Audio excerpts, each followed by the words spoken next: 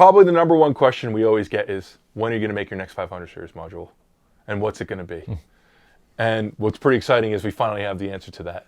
The world's very first Harmonic EQ, Carnaby 500. Well, obviously, as like musicians and engineers and producers, we know what harmonics are, and we definitely know what EQs are. We use them every day. So when you see the words Harmonic EQ in a sentence, like on the Carnaby, you know, what does that mean? But I mean, for us, it was a way of giving people a new tool in their arsenal to enable them to get the sound they really want to hear. You know, we're very used to using harmonics in the DAW or having analog gear that gives us those harmonics. But those products are always presented in a different way. They're all different from one another. You can saturate something here, saturate something there, but it's quite broadband. And it didn't really give us, we felt it didn't really give someone the real flexibility to really augment their sound using harmonics. So when we were coming up with this concept, we were thinking, okay, how do we give someone all this power over their saturation, all this power over their harmonics, but in a package that was really familiar to them? I mean, again, we use EQs every single day, so if we could smash those two words together, give someone all that power over all those saturation and all that harmonics, but in an EQ that was familiar for them to use, we thought that would be really, really powerful, really innovative, and a really powerful tool for their arsenal. Yeah, I mean, like people talk about adding air or adding warmth, all this kind of stuff, and you can't just attribute that directly to an EQ. It's a mixture of so many different things to achieve that sound. Whereas what we've tried to do is give everyone that sound, that air, that warmth on a single control that you just turn, like an EQ. So it's a really, really complex product that does so many different things under the bonnet. But for you as the engineer, you're just concentrating on boosting a frequency until it sounds good. At Cranborne Audio, we have a real passion for innovation. We want to create new tools. We want to create new approaches. We want to create new circuits. We want to create is the key. You love creativity, and we love design. And you know, in the case of the Harmonic EQ, it's genuine innovation. It's the first Harmonic EQ in the world, and you know, other people could have done it, possibly, you know, with their approach. But I think you have to have the willingness to want to innovate and want to be bold, and make mistakes and try and respect that process of R&D and product development. You know, we've been working on Carnaby for 4 or 5 years now, and you know, I think other companies or other brands might not want to put that much time into something like that, especially if it's just an analog EQ. Whereas for us, that's what we love doing. So that's the only way we would design a product. That's the only way we really want to design products, is to really look at it like engineering science projects, you know, and get in what's really happening here. What if we could do anything? What would we do? What's actually happening here? How can we use that? And not focusing on what current stuff does and how that works. Just what is possible in the realm of physics, in the realm of electronics. What tools do we have, and what can we create using those, and how do we do it? And you know, with enough time, listening tests, back and forth prototypes, and iterative design and engineering, you know, with enough time and enough effort, you can really make some really special innovations, and that's really what we try to achieve here at Cranborne. If I try and think about when the idea of Carnaby kind of started, it goes all the way back to the Camden 500 and the original development. So we had this amazing preamp, and we developed this really, really cool saturation circuit, which modeled kind of transformers and valves, that kind of thing. And it was super, super powerful, but we kind of limited it to 2 really, really great sounds on the Camden preamp. But later on, we were thinking about it. We thought, okay, if we turn this concept up to 11 and add some more parameters, add some more control, what would we end up with? So that's where Carnaby kind of started. It was taking that circuit, prodding it a little bit, and seeing if we adjust this, what do we get? What if we adjust that, what do we get? And how do we shift these harmonics to where we want them to be? And how do we adjust the saturation character to get something that's sounding really, really good? And then when we found all these amazing parameters that made such massive differences, we thought, okay, well then they need controls to be able to adjust those. And you know, we look at products in the market that do saturation and harmonics. They all work very, very differently. They work in their own unique way. Whereas we wanted to give someone all that power to add those harmonics and saturate their signal, but in a package that was familiar to them, like an EQ that we all use every single day. So it conceptually, and if we thought about what Carnaby was at the very beginning, it was a complete blank slate. We had an amazing technology with the Mojo circuit. We had lots of knowledge gained about harmonics with that circuit. But then from then it was just a really, really slow iterative process to end up where it ended up. Yeah, the process of developing the Carnaby 500 was very, very non-linear, shall we say? And you know, yeah, it started. We made a saturation circuit before, but what we've ended up with is nothing like the Camden 500 saturation circuit. Absolutely nothing like Mojo, although it uses the same underlying technology and the techniques that we found and the physics discoveries that we made. Yeah, that fed into Carnaby 500, but we've been working on Carnaby 500 behind the scenes for 4 or 5 years now, and you know, several prototype cycles, lots of pain along the way, lots of difficulties, a lot of things that we thought would work that didn't work, and things that we didn't expect to happen happened, and that's what's so fun about this sort of R&D process. You know, when you're really trying to innovate and you're really doing science and engineering, you know, rather than just taking components from off the shelves or circuits from off the shelves and then tuning them, it's a lot different. And where we started with Carnaby 500 and what we thought a harmonic EQ would be to where we've ended is really, really so different. Let alone the circuit itself. The circuit itself is, I would say, a complex mess in a way, but in the nicest possible way. It's just a very, very beautiful, elegant, but extremely, extremely complex circuit.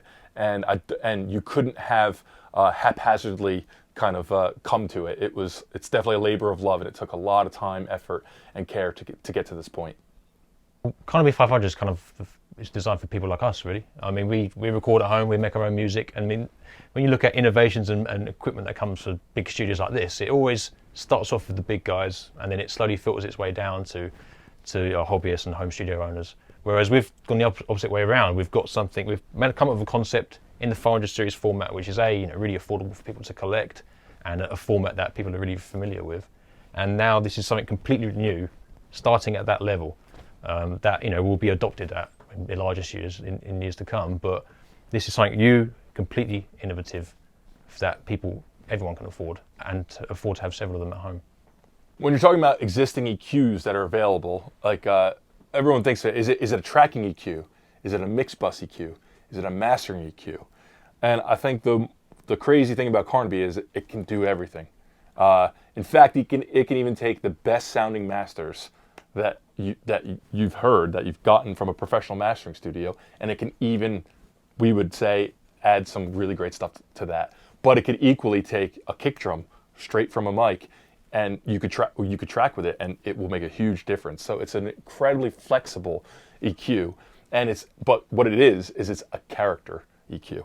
It will add energy, life, warmth, air, all those lovely adjectives that we as audio engineers and musicians love to use.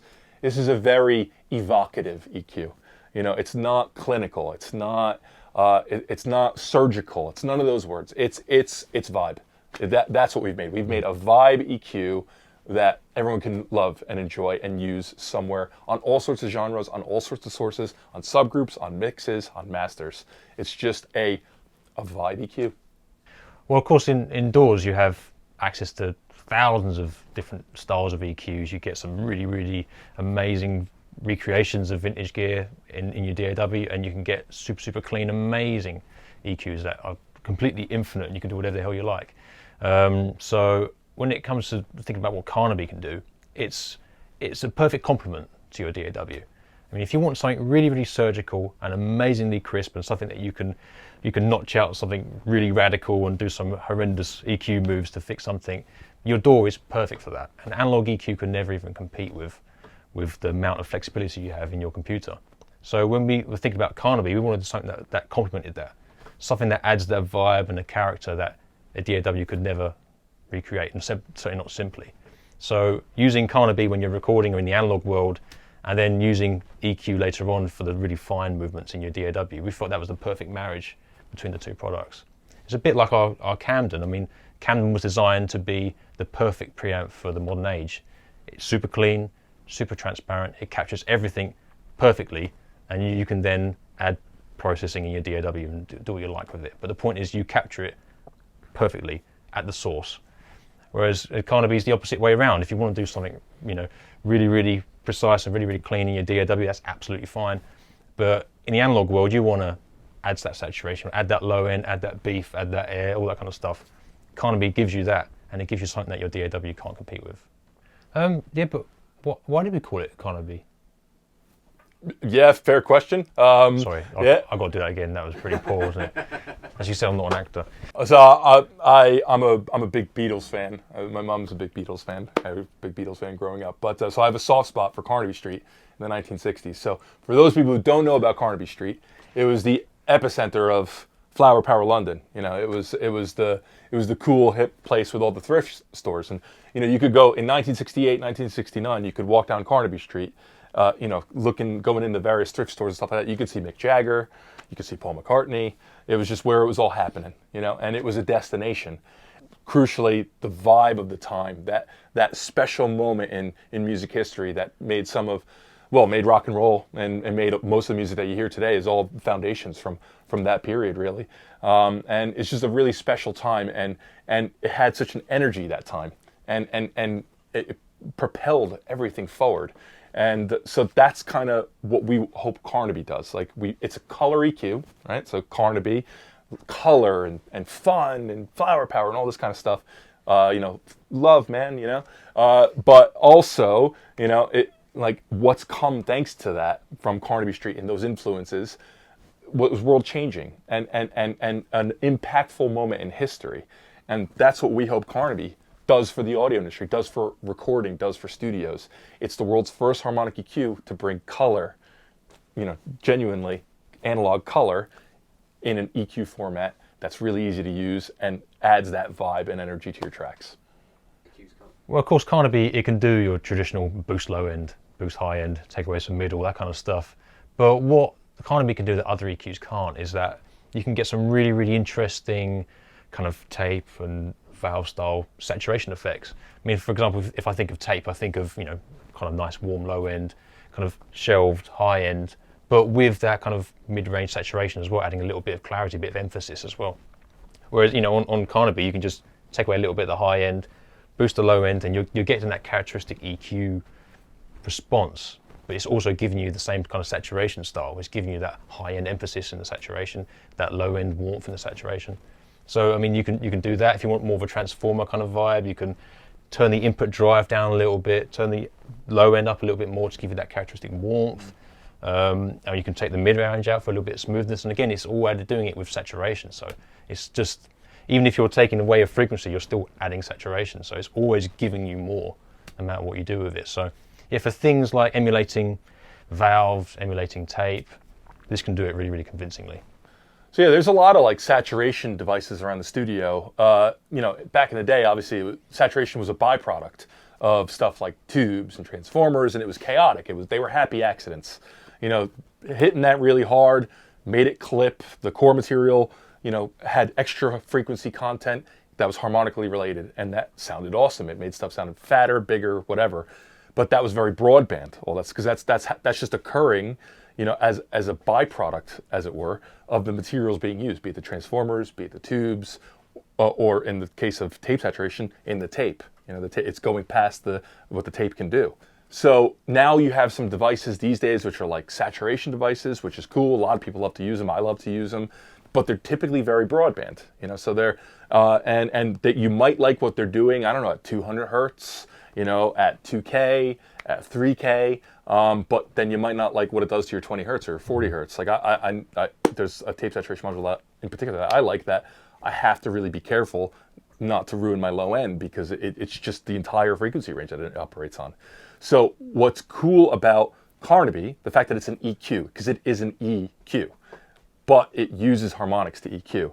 So you're getting a saturation device, but that is really controllable, and you have 3 distinct bands. So let's say your low end is spot on. You don't want to ruin your low end, but you want to give that mid-range, mid-band saturation. Well, you can dial that in perfectly on the Carnaby without, you know, having to do surgery later and you know, try to take the dry track and fix it and stuff like that. So it's just a very usable way of applying saturation, and it's, again, it's real analog saturation. So it's not when you say emulating tape saturation, emulating transformer saturation, really physically what's going on in those devices is identical. You know, electrons going through core materials, going through diodes, whatever it is, are saturating and generating harmonics. And that's happening in gear like this that we're surrounded by in a kind of chaotic way, but it's happening in the Carnaby in a very dialed in, very measured way.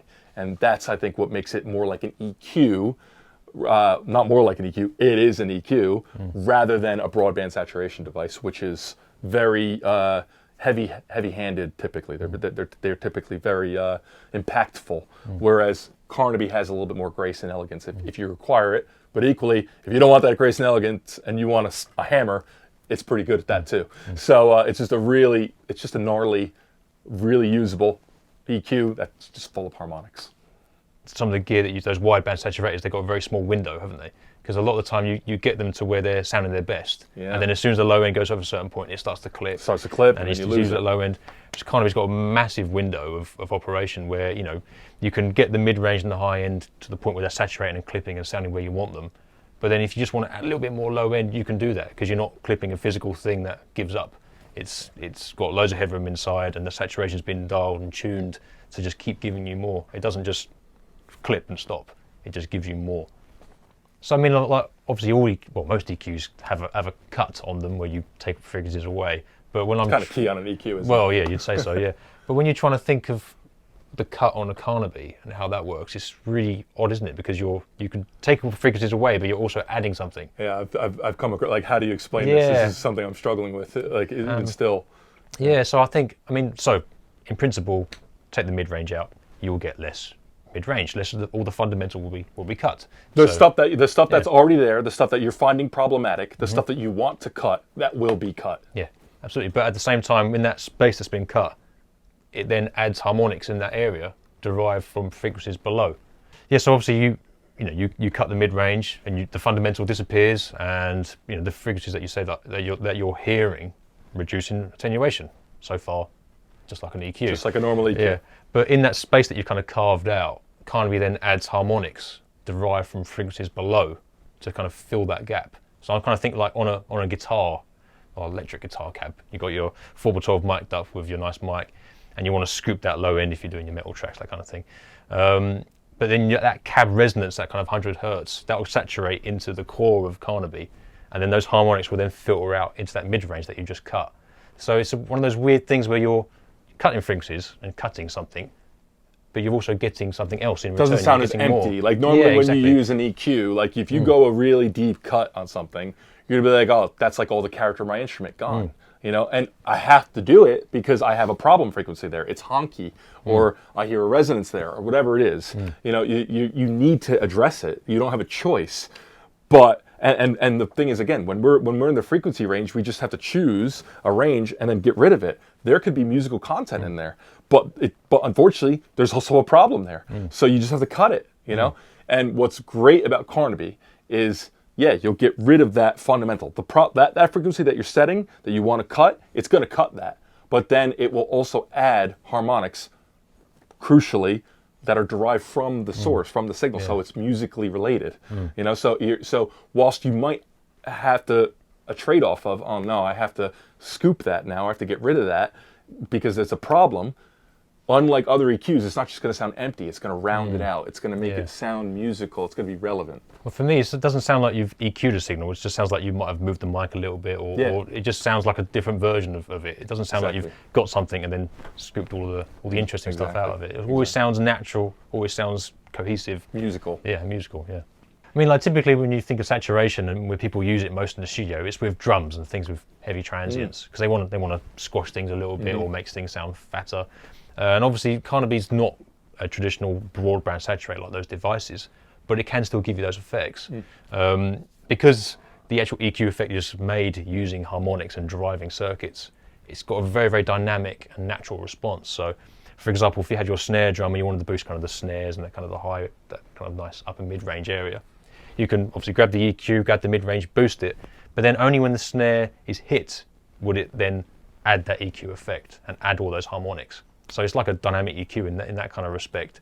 And if I think about like for drums, when you want to kind of everything to kind of squash a little bit and to sound kind of gooey. If you were to go in the mid-range and take away just a little bit, again, when that snare drum hits, it would then just squash that frequency range a little bit and add those harmonics. So it's kind of really, really complicated in the way that it works. A dynamic transient shaper. Yeah, the list kind of gets longer and longer and longer. Exactly. But the point is, turn a knob, twist it, and then it Magic happens. Yeah. Yeah, I mean, we're talking about all these amazing things that Carnaby does, and how, and it genuinely does all these things under the bonnet, but yet with this really simplified control set. So it's like, how is that even possible? Like, how do you get an analog signal processor that does so much stuff into just a simplified control set? Well, this is the original prototype of the Carnaby 500. So this actually is a 500 series module. It will fit into a 500 series. Unfortunately, it'll stick out quite a bit. Yeah. But this is it. So these are basically all the things about saturation and frequency control that we could pretty much muster and that we could do under the bonnet. And what we did was we just exposed everything, allowed you to turn things on and off or change what they're doing, adjust the amount, adjust the filter values, all those sorts of things. Complete research project, wasn't it, really? Just let's put everything on a board, twist it, and see what it does. What is it? How does it sound? What does it do? I can't remember what half those things do. No, well, if you can remember half, I think you'd be doing well, but it's a lot. Yeah, there's like a lot of kind of, we're exploring different types of saturation, whether it be diode or LED, this kind of stuff, and loads of different styles. Hard clipping, soft clipping. Yeah, we're doing all that. Different combinations on different rails, lots of really kind of crazy stuff. And then we had some filters on the end, and then there's some, I don't think I touched those ones very often. That was Ed territory. Yeah, exactly. That was the main volume, I remember that. But yeah, it was kind of taking all that and then just sitting down with an open mind and seeing what they all did, which ones made more difference than the others. Because, some invariably would make massive differences to the sound with very fine adjustments. Others, for me, didn't make a massive impact. So yeah, really subtle. Yeah. So they could probably, the next prototype will fix those, whereas these ones need to be variable, need to be adjustable. But yeah, this was really, really important. There's hundreds of hours went into listening to this, I'd say, just to kind of work out what controls are important, to try and condense them down to something a little bit more manageable. And then the second round of prototypes this is trying to actually turn it into a 500 series module with a bit of Frankensteining afterwards. Yes. So yeah, after we kind of honed in on what we liked, what we thought was good, what things we wanted to be able to adjust and set. So these controls do many things under the bonnet. That one pot can control 8, 10, 12 things. And that was the first time that we had this. And it's barely holding together now because it's been obviously heavily modified through our R&D effort. But then, this was the first actual Carnaby 500 prototype. Looks pretty rough now, but this is what happens when you do proper R&D, I guess. Yeah. I think, I can't even remember it now. Yeah, this is when it had fixed frequency positions. Fixed frequency positions. So originally there was just six frequencies, and that's what you get. And then this contraption was one of Ed's inventions to try and get rid of that limitation and make it sweepable and variable. So that's why it's all kind of stitched on quite interestingly. But this board and this kind of discovery on the job, then after that it's just a whole new world for us. We can then go, okay, well, that limitation of 6 is out the window. Now everything's completely sweepable. Then what can we do with that? And that's how we ended up with the final design with the 3 sweepable bands. And so I said before that a pot on the Carnaby can be controlling, many things. And electronics engineers, audio engineers who are familiar with pots and the limitations of switches and stuff like that might say, well, how does that work exactly if it's an analog switch or an analog pot?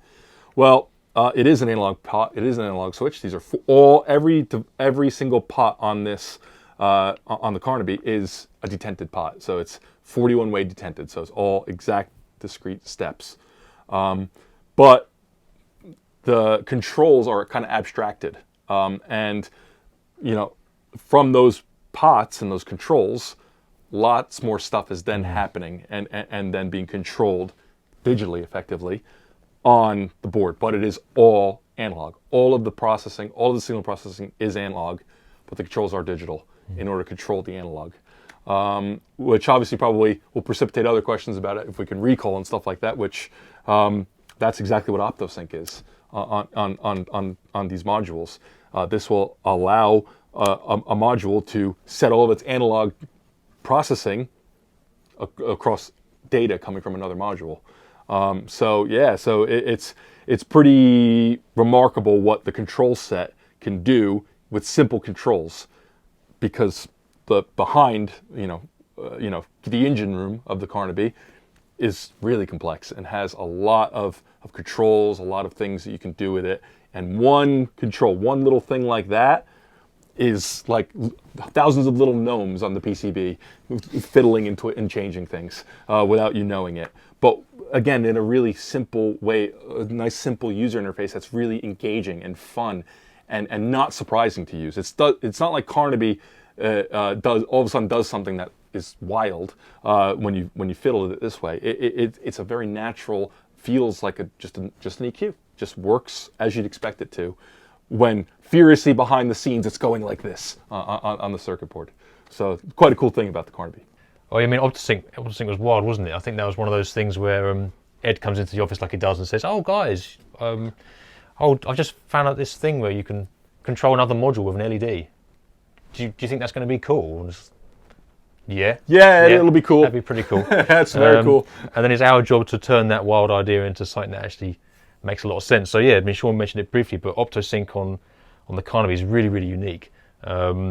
One module, obviously by itself, works like any other module in the world, but when you pair them up together, now if you switch that module into Optosync on, now all of these controls are adjusting all of the controls on that one. So I mean, linking and syncing is something that's not, is used on modules for like compressors, that kind of thing, but never for actual control of the knobs, control of the switches, down to that kind of fine level.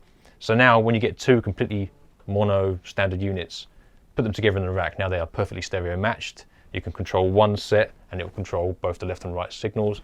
But what's really, really cool, and we've yet to find a real use case for this, but if you had a rack full of these, all 8 of them, or 10 slots, whatever, you can sync all of them just to one module. So if you're doing surround, mastering, summing mixer, if you want to just gently touch a mix, but across all the groups. So keep them all discrete. Yeah, from one exactly. Another. Yeah, so you can have 10 of these in a rack, all communicating and responding to the controls of just one. So that's a really, really cool, unique feature. And yeah, that wouldn't be possible if it wasn't for Ed's crazy ideas. And it's all done with LEDs on the sides, which was pretty crazy. But it allows us to, you could buy one module, and then, in a week, in a month, in a year, you could buy a second module, and now you have a stereo EQ. Stereo EQs are actually pretty popular. I think stereo EQs typically kind of get used more than mono EQs these days, because there's a lot of stereo sources and stuff like this these days. So it was pretty important to have a solution for a stereo EQ.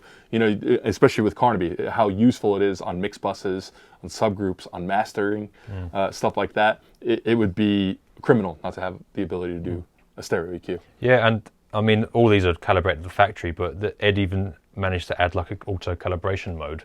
If you just put it on dip switch here, the Carnaby will just sit there. It takes like 10 minutes, but it will go through all the analog circuits and it will carefully tune them and calibrate them to make sure that even if this is in 10, 15 years time, after it's calibrated, it will act and behave exactly the same as a new one off the production line or all the other ones in the rack. So, or anybody familiar with electronics, if you're in the Sahara Desert recording one day and then you're in Antarctica the next week, the calibration will sort you out. So, which is pretty cool, because obviously the analog stuff, that's part of what's cool about analog, is it's a bit moody. Organic. Yeah, that's a good word for it. And the calibration process, which was actually one of the key innovations and the really key things to get right to make a harmonic EQ possible. That's what allows it to be really consistent. So kind of like the Camden 500, you can buy any 2 Camden 500s that have ever been made.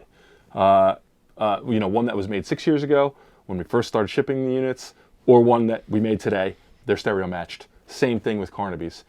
Any 2 Carnabys ever purchased will be exactly calibrated and sound exactly the same, even though there's all sorts of analog stuff in there that all is different with different tolerances and everything else.